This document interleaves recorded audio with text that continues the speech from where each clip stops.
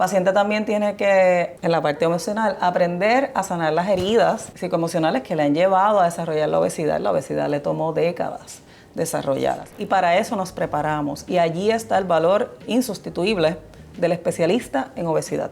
Cuando salgamos del lente de que la obesidad es una elección y de que es un asunto cosmético, que no lo es, entonces podremos como sociedad reconocer que es una enfermedad. Mientras tanto, pues yo no me voy a cansar de decir que la obesidad es una enfermedad.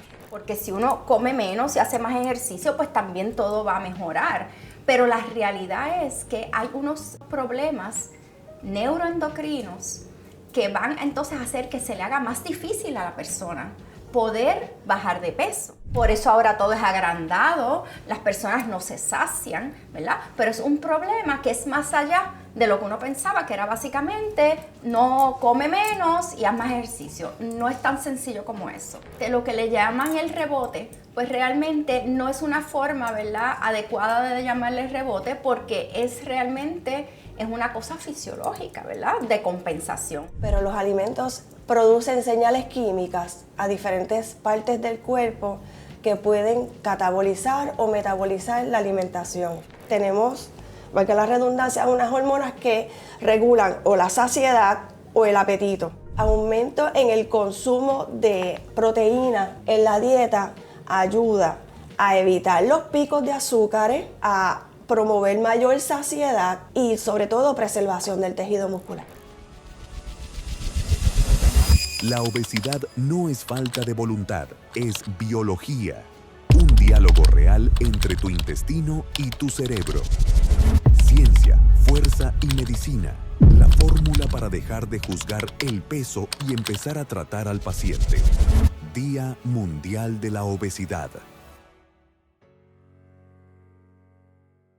Saludos y bienvenidos a este foro especializado en el tema de obesidad.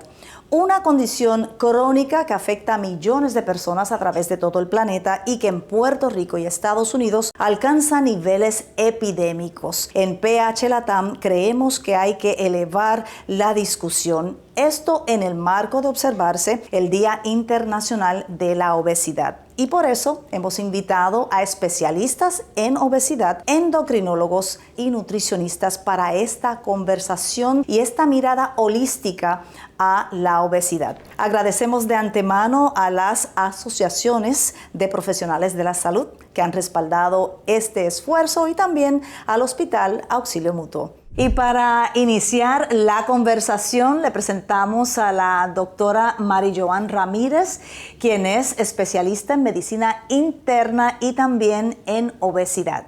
Doctora, los estudios recientes señalan una reducción de peso de 20%, quizás más, con el uso de estas terapias basadas en incretinas, ¿verdad? ¿Qué significa clínicamente alcanzar ese nivel de reducción? Mira, Mayra, alcanzar ese nivel de reducción, número uno, que significa una mejoría en las condiciones que pueda padecer el paciente, por ejemplo, condiciones como la alta presión, la diabetes, incluso las condiciones autoinmunes. La literatura nos demuestra que con una pérdida de 10% del peso ya se empiezan a ver estas mejorías y cómo el paciente las recibe o cómo las observa. A veces hay medicamentos que se le pueden bajar las dosis, hay otros medicamentos que se pueden descontinuar. En el caso de las apneas de sueño, por ejemplo, el paciente le mejora, baja de nivel de severidad y todo eso se traduce en que tiene una mejor calidad de vida. Así que no debemos verlo como algo minúsculo. La incretina o los agonistas de GLP-1 en este caso, que tenemos el sencillo que es el semaglutide, el doble agonista con GLP-1 y GIP que es tirzepatide, se aproximan particularmente el tirzepatide a lo que vemos en tasas de reducción de peso con las diferentes intervenciones de cirugía bariátrica, sean invasivas o no, o mínimamente invasivas. Así que para el paciente esto ha significado una oportunidad de mejorar su vida de una forma muchísimo menos invasiva a las tradicionales. Claro que sí, y quizás con terapias más inmediatas, de efecto más inmediato, sí, versus la cirugía. Sí, es más friendly a su estilo de vida y es algo que puede incorporar de la mano del especialista en obesidad, pero es más amistoso para el paciente. Pues eso me lleva a la próxima pregunta, ¿verdad? Que ¿cómo comparan estas terapias con terapias anteriores antiobesidad? Pues fíjate, Mayra, estas terapias, número uno, que nos ayudan, ¿verdad?, a observar esas pérdidas de peso en los dobles dígitos. Al ser agentes inyectables, en la obesidad por ahora los tenemos de frecuencia semanal, el efecto dura más tiempo en el cuerpo del paciente. Así que estamos viendo que en lugar de hacer, contrario a las tradicionales, que eran orales, pastillas, por decirlo así, que hacían efectos de pico todos los días, estamos viendo un efecto de pico más uniforme que dura más tiempo. Y eso le permite al paciente también tolerar mejor los medicamentos. Los medicamentos contra la obesidad llevan muchas décadas en el mercado, pero sí hemos visto este boom, por decirlo así, los pasados 4 o 5 años, donde tenemos estos medicamentos que son más efectivos, de mejor tolerancia para el paciente. Y en términos de sostenibilidad. Y en términos de sostenibilidad, por ejemplo, es un medicamento que el paciente, definitivamente hay pacientes que lo tendrán que usar a largo plazo y hasta por el resto de su vida. Incluso hay pacientes que definitivamente tenemos que referir como quiera lo que es la cirugía bariátrica. Y cuando lo hacemos el referido, dependiendo la severidad de la obesidad, si era una clase 3, unos índices de masa corporal muy elevados, hemos visto que tienen que continuar en estos medicamentos de por vida. Pero el hecho de que sea una aplicación semanal también facilita cómo incorporar estas terapias al diario vivir en lugar de recordar tomar un medicamento todos los días. Claro, y más allá de esa pérdida de peso, que es quizás lo más obvio, ¿qué otros efectos hay sobre condiciones cardiometabólicas? Pues mira, el agonista, estos incretinas o estos agonistas de GLP-1 van a actuar donde quiera que haya receptores de GLP-1 en el cuerpo. Lo podemos pensar como un enchufe y un receptáculo. El enchufe es el medicamento que tú te lo inyectas semanalmente y el receptáculo es donde quiera que puede ser recibido ese medicamento en el cuerpo. Así que, ¿cuáles son los efectos cardiometabólicos? Bueno, pues por ejemplo, podemos observar mejoría en el riesgo cardiovascular, claro que sí. Podemos observar también mejoría en el hígado graso, evitar la progresión a lo que es fibrosis y cirrosis, que va a ser una de las causas principales de enfermedad del hígado de nuestra generación, ¿verdad? La obesidad y la diabetes, contrario a lo que era hepatitis y alcoholismo. También lo vamos a ver estos receptores en el páncreas, los vemos en los músculos, los vemos en el cerebro, los vemos en diferentes tejidos del cuerpo y por eso es que siguen saliendo todas estas aplicaciones para estos medicamentos que, aunque no son indicaciones oficialmente, en el futuro sí podrían convertirse en indicaciones para tratar enfermedades más allá de obesidad y diabetes. Sí, tiene definitivamente otros beneficios, incluyendo la reducción de inflamación en el cuerpo. La reducción de inflamación, y eso es algo que poco a poco ha ido saliendo, particularmente en el 2026, donde los estudios ya van demostrando que las pacientes que tienen, o los pacientes que tienen enfermedades autoinmunes, también les mejora la actividad de la enfermedad, le baja el nivel de inflamación, pacientes que, como ellos lo ven, menos fatiga, menos cansancio, menos brain fog, ¿verdad? Que es esa nube mental que no te deja pensar bien, mejor descanso, menos dolor, más calidad de vida. Más calidad de vida. ¿Y qué pacientes, doctor, o qué perfil de pacientes es el más adecuado para estas terapias? Este paciente hay que escogerlo cautelosamente. Pensamos que es algo bastante ubiquito en nuestra población, porque el paciente con obesidad es la orden del día en lo que es Puerto Rico y Estados Unidos. Tenemos una tasa de sobrepeso y obesidad de sobre 70%. Sí, niveles epidémicos. Sí, niveles epidémicos. Así que la selección del paciente no solamente es un paciente que vaya a tener obesidad y ya es un paciente que tenga obesidad. Es un paciente que debe tener el compromiso personal también de cambiar otros renglones de su vida o de mejorarlos. Hay que trabajar bien de la mano, por ejemplo, es un enfoque verdaderamente integral. Holístico. Que incluye también la parte psicológica. La parte psicológica y la parte de alimentación. Tenemos que aprender a alimentarnos. Aprender a no resolver a la hora de comer, sino a cómo reconocer los alimentos en su estado natural y qué nutrientes tiene cada cosa y cómo me conviene a mí utilizarlo. El paciente tiene que tener ese compromiso porque ese cambio debe ser para toda la vida si no quiere tener recurrencias, recaídas de la enfermedad de obesidad, porque es una enfermedad. El paciente también tiene que, en la parte emocional, aprender a sanar las heridas psicoemocionales que le han llevado a desarrollar la obesidad. La obesidad le tomó décadas desarrollar, así que no puede tampoco llegar a donde el médico, a donde el especialista, a pretender que el medicamento tome el rol protagónico y ver cambios en par de meses, porque es un cambio que toma mucho tiempo y cuando vamos lento vamos mejor. Otra cosa que el paciente tiene que comprometerse a hacer es ejercicio, y el que preferimos, el que la evidencia científica nos demuestra que es más efectivo, y que le va a traer mejor beneficio a largo plazo es el ejercicio con peso. Y finalmente el paciente tiene que dormir. Eso está bien de la mano de lo que es manejar el estrés. La actividad física le va a ayudar mucho.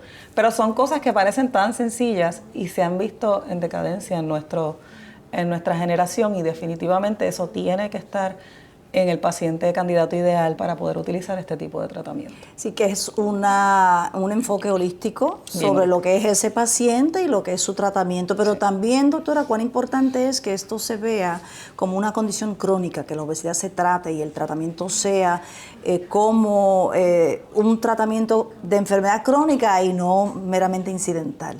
Claro, mira, la obesidad es una enfermedad. Y eso no hay una forma de ir alrededor de eso simplemente es un hecho.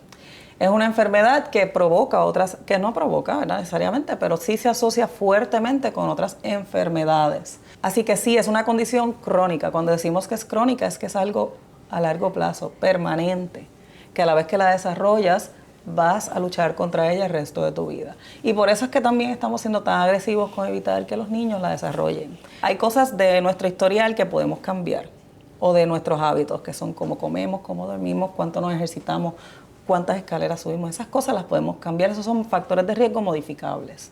Pero hay factores de riesgo que no son modificables, como el historial de tu familia. Si ya tú tienes un historial familiar de obesidad, pues definitivamente tienes una predisposición mayor a ella. Si tienes un factor de riesgo, por ejemplo, un historial familiar de diabetes, pues tienes una predisposición a ella. Pero cuando salgamos del lente de que la obesidad es una elección y de que es un asunto cosmético, que no lo es, entonces podremos como sociedad reconocer que es una enfermedad. Mientras tanto, pues yo no me voy a cansar de decir que la obesidad es una enfermedad. Doctora, cuando se interrumpe el tratamiento, ¿por qué se recupera el peso? ¿Cómo se explica eso en términos fisiológicos? Claro, mira, el tratamiento nunca debe ser interrumpido abruptamente, ¿verdad? Aquí en Puerto Rico hemos visto esa ola de interrupción abrupta por razones involuntarias al paciente ahora en el 2026. Quizás por acceso también Y el acceso, ¿verdad? Cuando tenemos estas pérdidas de acceso, la interrupción abrupta, lo que nos va a causar es que ese famoso food noise, que es esa ansiedad de comer, el paciente la va a experimentar casi instantáneamente. Eso es un problema porque entonces ese apetito le va a subir mucho, esos antojos le van a subir. Y el paciente, dependiendo de la etapa que estuviera de su tratamiento, tal vez todavía no había desarrollado herramientas, como uno dice, para valerse solito a controlar esos impulsos, no le habían enseñado todavía o no había aprendido a reconocerlos y cómo manejarlos. Si es que era un día que estaba estresado, si es un día que no ha dormido bien, si es un día de lo que sea que le está llevando a caer en ese food noise. Eso es una parte. Otra parte que vamos a experimentar es la reganancia de peso. La reganancia de peso, eso es un tema bien importante puntualizarlo, porque la reganancia de peso no es culpa del medicamento. Es que cuando tú interrumpas cualquier tipo de intervención de pérdida de peso, aunque sea levantarte todos los días a correr o como hacíamos antes, estas dietas bien restrictivas, cualquier tipo de intervención de pérdida de peso que tú hagas, si tú la interrumpes, vas a reganar algo de peso. ¿Por qué podemos observar reganancias de peso significativas en los pacientes que están utilizando estos tratamientos? Porque estos tratamientos producen pérdidas de peso significativas. Y porque muchos de los pacientes que lo están utilizando tienen obesidades más severas. Así que esas dos cosas se van a combinar para que el paciente pueda observar una ganancia de peso significativa. E incluso, ¿verdad?, el paciente que no lo llevamos bien de la mano, no lo estamos coachando lo suficiente, el paciente pudiera incluso ganar más peso del que había perdido. Claro que es importante el proceso de educación Muchísimo. del paciente. Y eso me lleva a la próxima pregunta, ¿verdad? ¿Cuán importante es que sea un médico especialista en obesidad para el manejo adecuado y el éxito de estas terapias? Es bien importante porque nosotros somos los que estamos adiestrados oficialmente, no solamente en cómo manejar estas terapias, porque estas terapias, como usted puede ver, las puede recetar un médico, X médico, el que sea. Pero nosotros somos los que estamos consistentemente expuestos a la evidencia, estudiando todos los pormenores de la enfermedad de la obesidad y cómo se integra en nuestra vida, cómo el tráfico se integra en la obesidad, el tráfico vehicular, cómo de nuevo el estrés se integra en la obesidad, cómo la obesidad entonces desencadena en otras enfermedades como todos los cánceres que también están asociados a ella. Y ese enfoque que de nuevo volviendo, ¿verdad? Es integral, es holístico. Nosotros lo tenemos y para eso nos preparamos. Y allí está el valor insustituible del especialista en obesidad. Claro, que trabaja de la mano también con otros especialistas. Sí. Para ese abordaje comprensivo sí. de la condición. Pero lo más importante es una condición crónica sí. que significa que es para toda la vida. Para toda la vida, para toda la vida. Por eso queremos evitar desarrollarla y si la desarrollamos, número uno, reconocer que es para toda la vida. Como todo lo que es para toda la vida, a veces hay momentos altos y momentos bajos. Y eso mismo va a pasar en la condición, pero entonces eso nos ayuda a sentir el control que tenemos que sentir de la enfermedad para evitar sorpresas. Quisiera finalizar, doctora, con una reflexión sobre hacia dónde, ¿verdad?, va tanto la especialidad como el abordaje del tema de la obesidad. Usted ya habló que los medicamentos hoy día también van a tener quizás muy pronto un uso, una aplicación para otras condiciones. ¿Cómo lo ve? Yo creo que esa evidencia va a seguir saliendo. Eso va a contestar muchas preguntas que nosotros, incluso los especialistas, nos hacemos en el diario en nuestras clínicas. Esto no es un medicamento milagro, no lo es, nada es. No hay una dieta milagro, no hay un plan de ejercicio milagro, no hay un plan de pérdida de peso milagro. Pero ¿hacia dónde vamos? Simplemente con mucha esperanza vamos hacia un mundo donde hay más acceso a ellos y en la medida que vayan a seguir saliendo medicamentos que son más avanzados, incluso de aplicación menos frecuente, se están estudiando medicamentos de aplicación mensual, eso debería abrir el espacio o el camino para que los demás medicamentos, ya que van siendo más viejitos, ¿verdad?, como semaglutida y tirzepatide, sean más accesibles al paciente en términos económicos. Pero sí que vamos a ver aplicaciones fuera de lo que es obesidad y ya lo estamos viendo, por ejemplo, en los pacientes que tienen apnea de sueño. Estamos viendo que está indicado para pacientes con apnea de sueño moderada o severa, tengan obesidad o tengan sobrepeso. Y eso es importante, porque entonces estamos desenfocando de que estos son medicamentos para bajar de peso solamente o que son para diabetes solamente. La evidencia nos va a seguir demostrando a nosotros los médicos y al público en general que ellos tienen un rol en la medicina y en la calidad de vida. Y en la salud integral de ese ser humano. Así es. Muchísimas gracias. Gracias, Mayra. ¿Conoces la conexión entre cerebro, intestino y tejido adiposo cuando una persona desarrolla obesidad? La doctora Margarita Ramírez abordará este tema a profundidad. Y para esta importante conversación sobre la obesidad nos acompaña la doctora Margarita Ramírez, endocrinóloga y catedrática del Recinto de Ciencias Médicas de la Universidad de Puerto Rico. Gracias por estar con nosotros, doctora. Muchas gracias y gracias por la invitación. Doctora Ramírez, desde el punto de vista endocrino fisiológico, ¿cómo se puede explicar o qué ocurre en el eje cerebro, intestino y tejido adiposo cuando una persona es obesa o desarrolla obesidad? Bueno, realmente eso es algo que se ha descubierto, ¿verdad?, vamos a decir, en las últimas décadas. No se sabía que había una conexión tan directa entre todos estos, ¿verdad?, órganos, pero la realidad es que el cerebro produce una serie de hormonas, ¿verdad? Y si nosotros estamos ansiosos, por ejemplo, va a producir más cortisol que viene desde el hipotálamo. En el hipotálamo también se producen unas hormonas que van entonces a influir sobre el intestino y la microbiota, como le llamamos, que son las bacterias que predominan dentro del intestino. Y se ha visto que si hay un tipo de bacterias que si predomina más que otras, llevan, ¿verdad?, a promover la obesidad. Y también entonces tiene un efecto sobre el tejido adiposo. El tejido adiposo se pensaba que era solamente almacenamiento de grasa, ¿verdad?, para energía, pero luego se descubrió que era un tejido endocrino también y que produce una serie de hormonas que también influye en el sentido de saciedad que nosotros podemos tener, el tener hambre o saciedad. Por lo tanto, todas estas cosas y el estrés, por ejemplo, pues va a influir en cuáles son esas bacterias que van a predominar en el intestino y eso va a llevar entonces también a que nosotros vamos a tener más estrés, más ansiedad, o sea que hay una conexión directa entre todos estos órganos.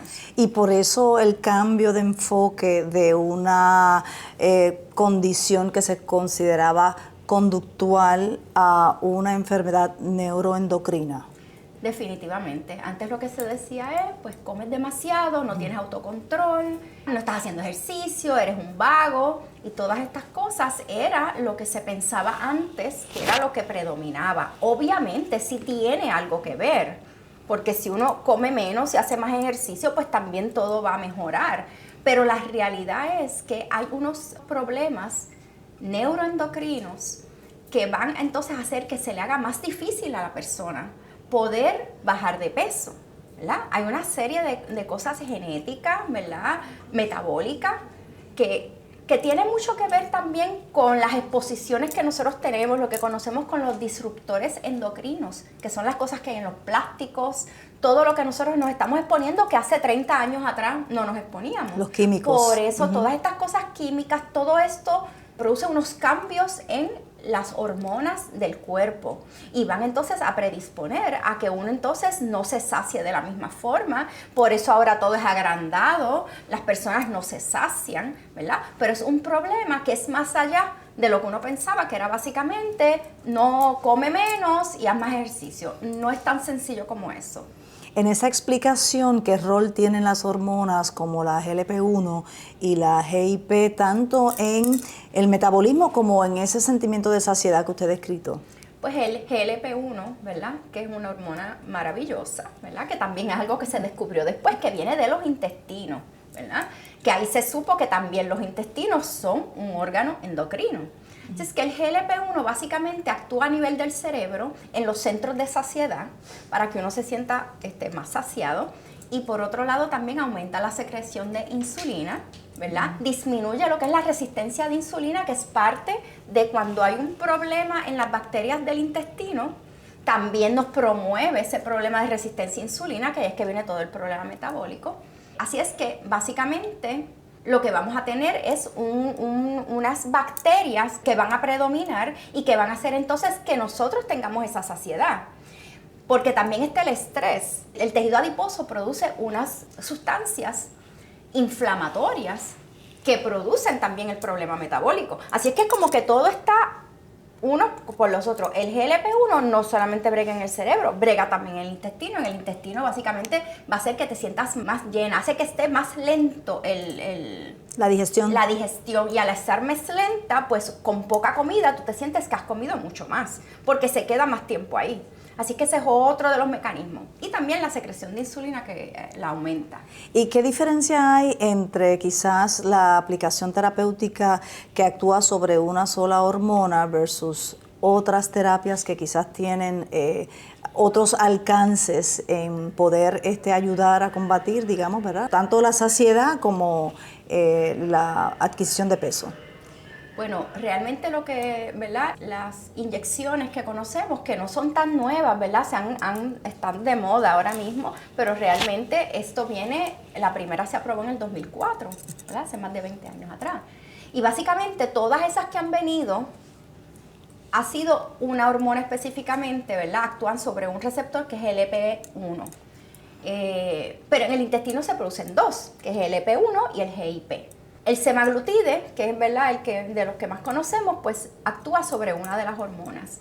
Mientras que el tirzepatide, que es lo que conocemos como Mounjaro o Zepbound, pues entonces ahí ese tiene actúa sobre dos receptores. El GIP, a diferencia del GLP-1, tiene un efecto en un área del cerebro que disminuye un poco lo que es la náusea. Por eso es que tiende a se tolera mejor. Y obviamente la baja en peso también es más significativa que cuando actúa sobre un solo receptor. Ahora van a salir una serie de otros medicamentos que van a tener otros receptores que se van a estar activando, como el de glucagón, ¿verdad? Así es que eso va a hacer también que haya un efecto mayor sobre el peso. Así es que sí se ha encontrado, ¿verdad? Y hay otras hormonas que también van a salir en el pipeline, ¿verdad? En los próximos años, donde se va a estar trabajando en diferentes receptores a la misma vez.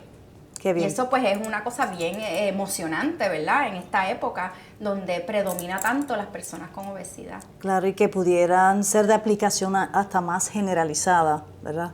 Dentro de los pacientes y las diferentes tipos de obesidad. Le quería preguntar, doctora, que cuando un paciente pierde peso, ¿qué pasa? Que el sistema a veces tiene mecanismos de compensación por esa pérdida de peso. Sí, lo que le llaman el rebote, pues realmente no es una forma, ¿verdad?, adecuada de llamarle rebote, porque es realmente es una cosa fisiológica, ¿verdad? De compensación, como tú dices. Básicamente, cuando uno pierde peso, el mecanismo del organismo normal es que, Dios mío, no hay comida, tengo que almacenar energía porque está habiendo una escasez. Así es que lo ve el organismo, ¿verdad? Por lo tanto, al haber una escasez, tú bajas tu gasto calórico porque tienes que reservar energía. Y ahí es que viene el problema. Al tú bajar de peso, tu cuerpo lo que hace es tratar de retener lo que queda. Por lo tanto, uno puede ver, ¿verdad?, que muchas veces uno hace una dieta y como que viene como ese plató donde tú no puedes seguir bajando, y es porque está este mecanismo tratando de evitar que haya una pérdida mayor de peso. Y tenemos también que se pierde no solamente grasa, sino masa muscular cuando uno baja de peso. Y ahí entonces también, al bajar la masa muscular, que es la que más tiene gasto energético, pues también disminuye ese gasto energético. Por eso es importante incluir el ejercicio con pesa o con peso para el tratamiento holístico de este paciente. Definitivamente, eso es para evitar lo de la masa muscular, que no disminuya igual que la grasa, y así no baje también lo del gasto energético. Aparte de que también para uno para mantenerse, ¿verdad?, con más para que la piel se mantenga mejor, ¿verdad?, porque hay una pérdida grande de peso. Así es que sí, es importante. Y van a venir también otros medicamentos añadidos, ¿verdad?, que eso va a ser en un futuro, donde van a estar para preservar esa masa muscular cuando estemos perdiendo peso con estos medicamentos. El futuro es bastante prometedor, ¿verdad que sí? Desde el punto de vista de la endocrinología, ¿cómo ha visto usted el cambio de enfoque y abordaje al tema de obesidad dentro de su especialidad en los últimos 15, 20 años? Bueno, pues realmente hace 20 años atrás no había la cantidad, ¿verdad?, de prevalencia de obesidad que tenemos al presente. Por lo tanto, el rol del endocrinólogo ha tomado un papel mucho más importante, porque nosotros somos los expertos en la parte metabólica como tal. Por lo tanto, es importante que nosotros estemos envueltos en toda, ¿verdad?, esta gama de tratamientos, porque somos, ¿verdad?, los que estudiamos esto. Y sí, hemos tenido que enseñarle a los nuevos endocrinólogos, ¿verdad?, que uno no debe tener un prejuicio, ¿verdad?, en contra de estas pacientes, sintiendo que ellos no están haciendo lo que tienen que hacer. Hay que verlo de otra forma, como una enfermedad que es crónica, que tiene muchas razones de por qué está ocurriendo, ¿verdad? Hay factores genéticos, hay factores metabólicos, hay factores ambientales, inclusive psicosociales, que van a estar afectando a esa persona. Así es que esta nueva generación de endocrinólogos se les enseña, ¿verdad?, a que tienen que ver a esa persona en un todo, y no de esta forma prejuiciosa que la veíamos anteriormente. Pero la evidencia científica, ¿usted cree que todavía no ha hecho que superemos esa narrativa de, digamos, de juzgar moralmente al paciente? Bueno, realmente la educación, ¿verdad?, va a ayudar. No ha pasado suficiente tiempo para que hayan estos cambios de forma de pensar. Puede tomar varias décadas, pero realmente estamos en ese camino, estamos en ese proceso, y las nuevas generaciones de médicos están siendo entrenados para que vean a la obesidad como un problema, ¿verdad?, metabólico, hormonal, que hay que verlo de diferentes puntos de vista y atacarlo de diferentes formas. Muchísimas gracias, doctora.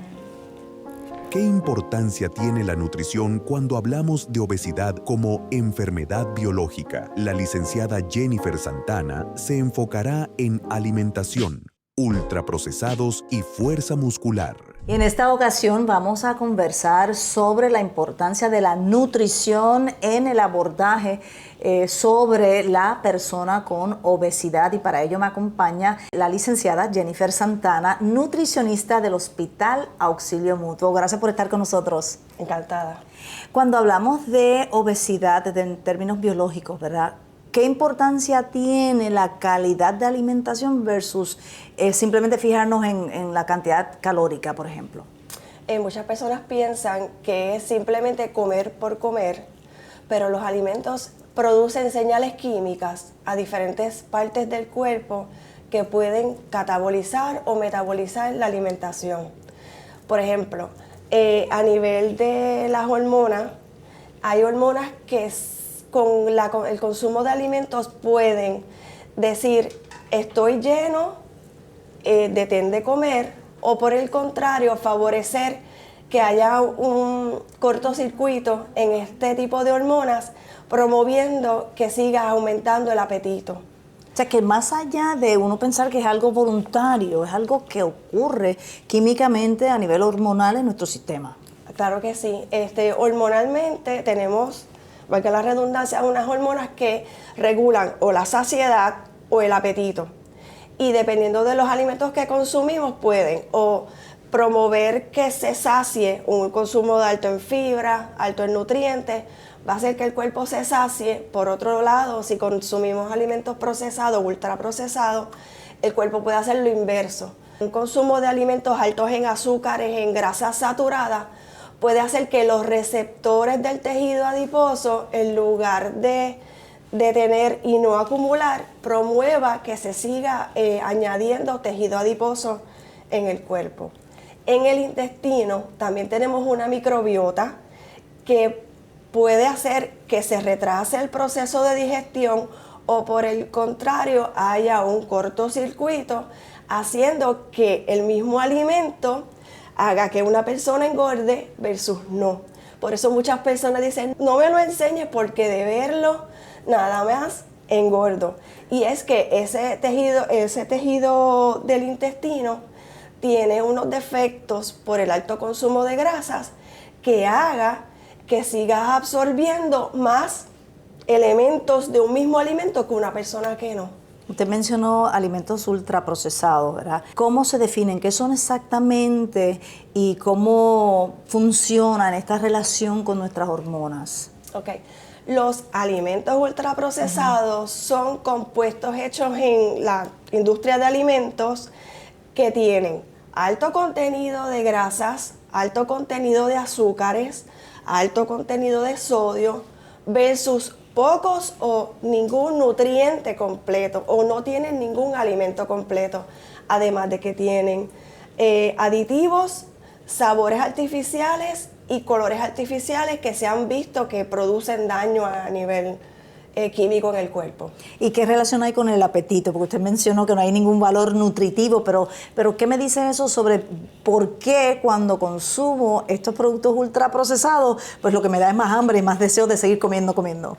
Pues estos alimentos hacen un cortocircuito a niveles de las hormonas del cerebro, diciendo, no estoy lleno, sigue dándome.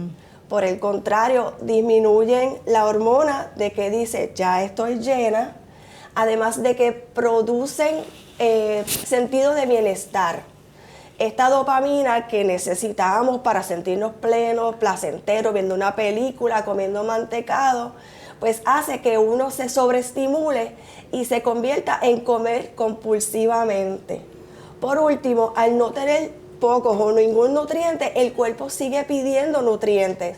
Así que si una dieta se compone en básicamente muchos alimentos ultraprocesados, el cuerpo va a seguir demandando los nutrientes que necesita para funcionar. Y por eso entonces se incrementa en peso. Se incrementa en peso. En un paciente bajo tratamiento, ¿cuán importante es que haya esta guía nutricional de la mano de un nutricionista para optimizar los resultados? Okay. En pacientes que tienen un tratamiento farmacológico es importante conocer cómo interactúan estos nutrientes de los alimentos versus el tratamiento farmacológico. Por ejemplo, pacientes que necesitan tomar medicamento en ayunas, pues deben saber que se toman como el de la tiroides, tomar sin alimento. Por el contrario, si hay medicamentos que necesitan tomarse o con mucha agua, o después de haber comido, pues es importante conocerlo para poder hacer uso efectivo del tratamiento. Por el otro lado, hay medicamentos que están de moda como el GLP-1, que son para la disminución de peso. Fine. No debemos dejar de consumir proteína, por el contrario. Se recomienda una dieta alta en proteína de alto valor biológico, igual de que un alto consumo de fibra y alto consumo de líquidos para que el tratamiento del GLP-1 sea efectivo y no pierdas masa muscular, porque la persona que deja de comer lo que va a perder es masa muscular y si ocurriera una interrupción del tratamiento, vas a ganar grasa.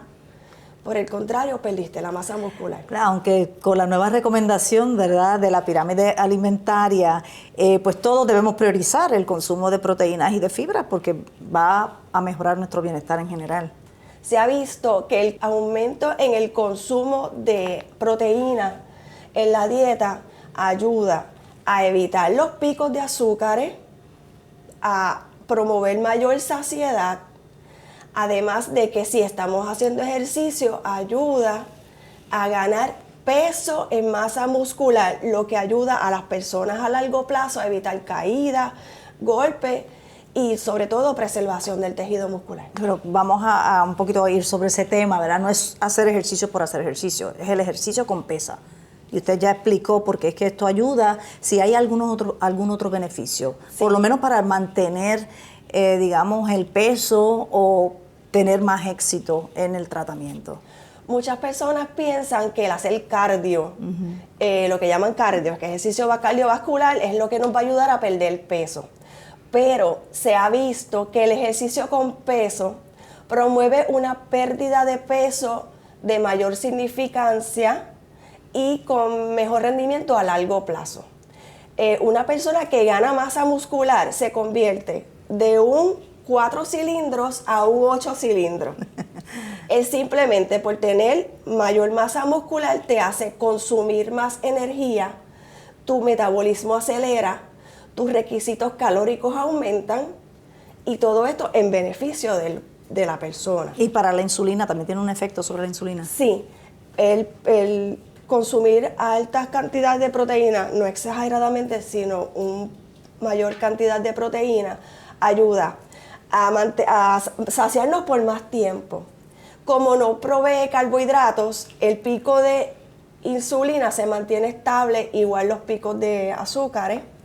Además de que con el ejercicio de peso y la ingesta de proteína, el cuerpo mantiene quemando calorías aún en reposo.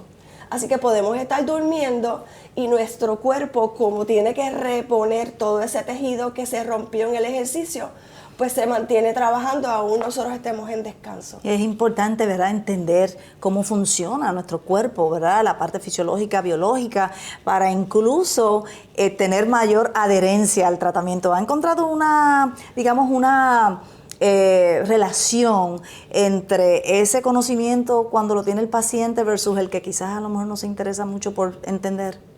Es lo que llama sinergia. La palabra aquí, clave para mí es sinergia. Cuando tenemos un tratamiento farmacológico que sienta las bases del tratamiento, ya sea el GLP-1 para bajar de peso y controlar el apetito, o ya sean medicamentos para el corazón, para la diabetes, para la tiroides, ese es el terreno fértil que va a cimentar que lo demás se dé. Los alimentos, no la comida, los alimentos que proveen valor nutricional adecuado son esos sustratos que van a hacer que el medicamento, usándolo en condiciones óptimas, sea efectivo y que tengamos la energía necesaria y las proteínas, etcétera, para que el rendimiento en el ejercicio sea efectivo. Además de que el ejercicio en pesos, ayuda a que necesitemos menos insulina, necesitemos menos medicamentos, las presiones se estabilicen, tengamos mejor sentido de bienestar y podamos mantener un peso adecuado. O sea que son los pilares fundamentales, ¿verdad? Esas tres áreas: nutrición, el tratamiento y también el ejercicio. Exacto. Entre ellos tres se interconectan haciendo una persona sinérgica. Muchísimas gracias, licenciada. Gracias por la invitación. Gracias por habernos acompañado. De esta manera finalizamos este foro especializado en obesidad, no sin antes agradecerle a las organizaciones médicas por su apoyo y también al Hospital Auxilio Mutuo y a ustedes, por supuesto, por su sintonía. Les pedimos que nos sigan en todas las redes sociales bajo www.phlatames.com. La obesidad no es falta de voluntad, es biología. Un diálogo real entre tu intestino y tu cerebro. Ciencia, fuerza fuerza y medicina. La fórmula para dejar de juzgar el peso y empezar a tratar al paciente. Día Mundial de la Obesidad.